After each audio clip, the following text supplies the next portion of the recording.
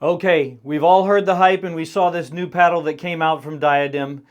It's completely illegal to use in tournament play, but does it actually have a place somewhere in pickleball? This is listed as a prototype paddle, so when it's a prototype paddle, obviously it is not meant to be played in tournaments, and it has some foam in it. This has the EVA foam, which is illegal to use because it flexes over time and it gives more bounce to the paddle. Also, it has holes in the face.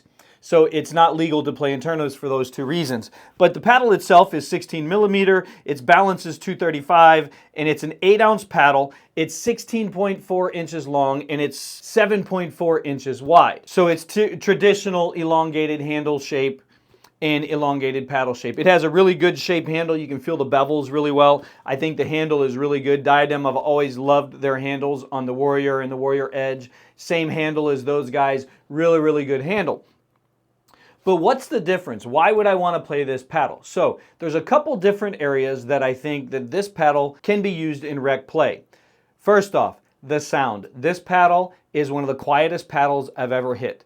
You cannot hear it from 30 feet away as much as the other paddles that you can hear from 120 feet away. So it sounds very quiet. So if you're in a place or a community that has noise ordinances, this might be a paddle that you could pick up because then you're not going to get complained at. You use this with an Onyx indoor ball, you would not even hear it. It'd be like you're playing with a foam ball. That's how quiet this would be.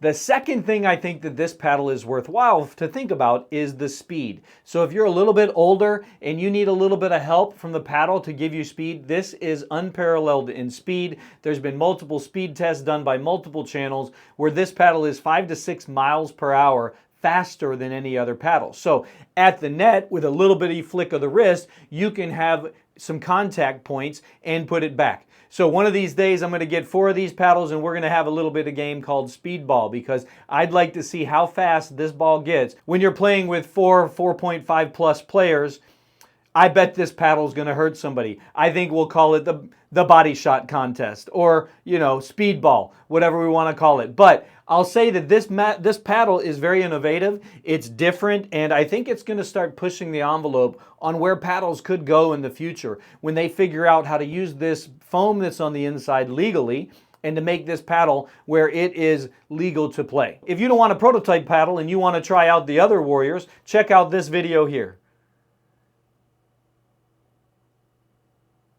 Yeah, they're good paddles.